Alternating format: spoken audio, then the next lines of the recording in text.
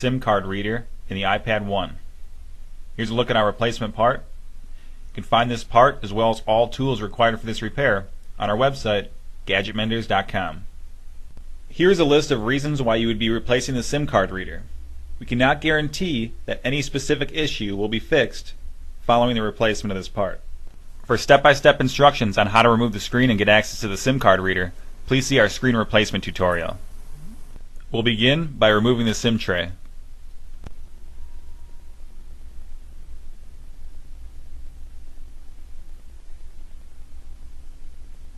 Next, we have a series of black pieces of tape that will need to be removed as shown in the video.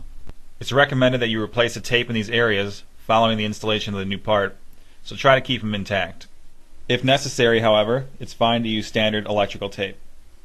Here's where the part unplugs. However, we have a piece of tape that wraps around this port and prevents us from unplugging it at this point. So we'll need to splice the tape on both sides as shown in the video in order to allow us to unplug it.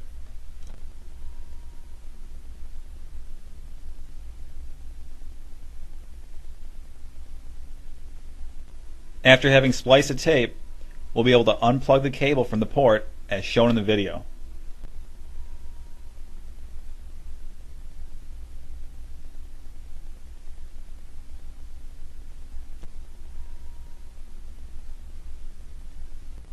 The remainder of this part is held on with adhesive on the underside, so we'll use our pry tool and remove it from the casing as shown.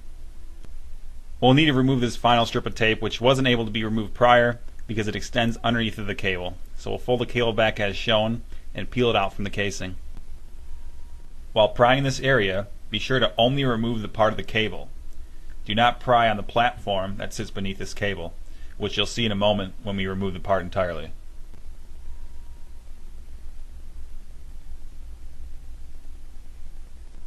With the old SIM card reader cable removed, we can grab our replacement for install.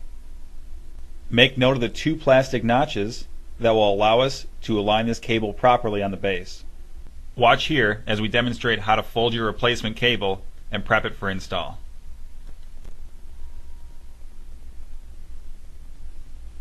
Now peel off the white strip on the back to expose the adhesive. We'll first stick the SIM card slot of the part onto its platform, remembering to use the two black notches and align them inside the holes on the base.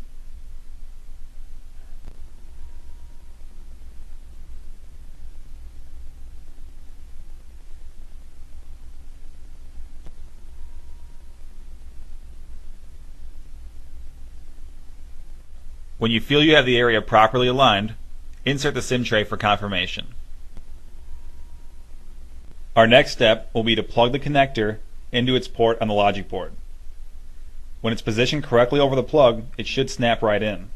If you find yourself having to apply extreme force, realign the cable, because you don't want to risk damaging the connector on the logic board. We can now go ahead and reapply the necessary strips of tape that were removed earlier. At this point, we'll replace the damaged mid-frame clips around the perimeter of the screen and plug in our screen. Before snapping it down, power up the device and confirm that the new SIM card reader is working properly.